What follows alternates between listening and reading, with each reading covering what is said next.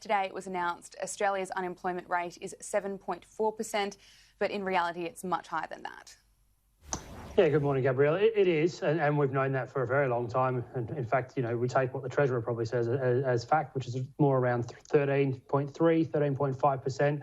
Why yesterday was probably more interesting was we did see a very, very big movement to the upside, a record actually, in jobs created in the month of June.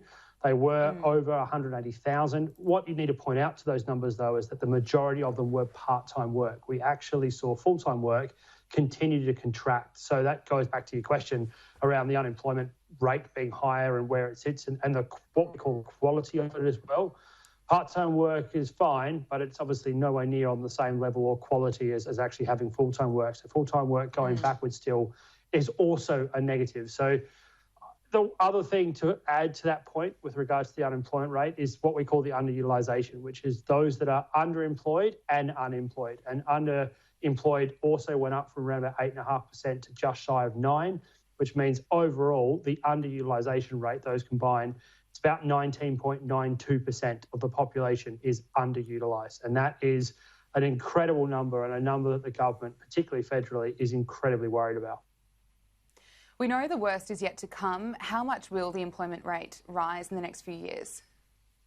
That all depends on how we handle the coronavirus, doesn't it? I mean, we're seeing here in Victoria, and what we're going through right now is that the unemployment and underemployment and underutilisation rate will be gauged by that. Because if we continue to have rolling shutdowns, if we continue to go through points where we do have peaks and therefore need to sort of cap on that idea, then unemployment's just going to get worse. It also depends, obviously, on how September comes about with what they refer to as the cliff.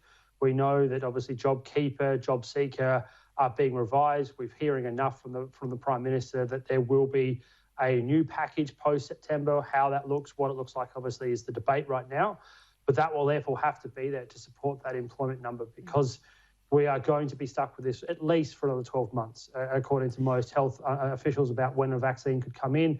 And so in terms of how the employment plays out and what employment looks like over the next 2 to 3 years, it's very hard to forecast, because unfortunately it is all down to how we handle the coronavirus. And the government's now committing $2 billion for its JobTrainer scheme. How much do you think that will help? It helps a decent amount. It's obviously not perfect. It never is. It never will be.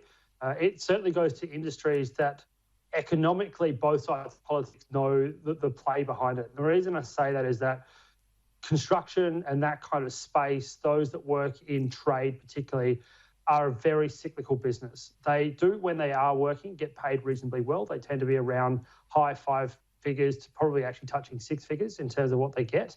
But it's more important than that. They have product that actually is quite expensive, which also helps economically. They tend to also spend when they actually are in employment, and that's also a big win. So reskilling trades, upskilling trades, there is a shortage of it across the country. So that's all a tick and a win, but it's actually a very small group of people. It probably doesn't total more than around about sort of 350, maybe as much as 400,000 population. And when you look at the whole work population of 13.7 million people, it's quite small. So there are pros and cons to it. It's always worth it in terms of doing this kind of stuff, but in terms of moving the dial on employment, it's a little bit small.